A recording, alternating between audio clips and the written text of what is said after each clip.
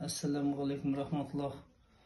Elhamdülillah mына bizler armandаған, баяғы бабалар армандаған bir балшықтан жасалған дәрі шығарған осы профессорлар. Қазір Жұмабек деген bir профессор осыны шығарып Қазақстанға келіп кішкене лицензиясын алып халыққа қолдануға беріп жатыр екен. Соған мен енді кеше бір екі адам жіберген ғой, екі адам жіберіп сол раковый нелері бар адамдар келіп байқап қалды, соларды.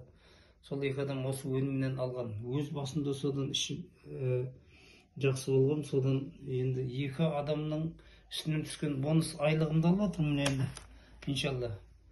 Соған қазақ еліне осы елге жақсылық істеу, жұмыс істеу, осыны көбейтеміз бе деп қолға алып жатырмыз. Құдай қаласа бүкіл елге осы балшықтан жасалған ішетін нәрсе. Баяғы бабаларымыз сыртқа жағатын нәрселер тапқан ғой бұлақтардан, бірақ ішетін нәрсе табылмаған. Ойланып, соған профессорлар, қазіргі заманауи адамдар осы балшықтан, кәдімгі адам баласы топырақтан жаратылған балшықты елеп Құдай тағала соны енді ішуге бүкіл клетканы жаңартатын ойлап тапқан. Енді осыны қолданыңыздар, иншалла.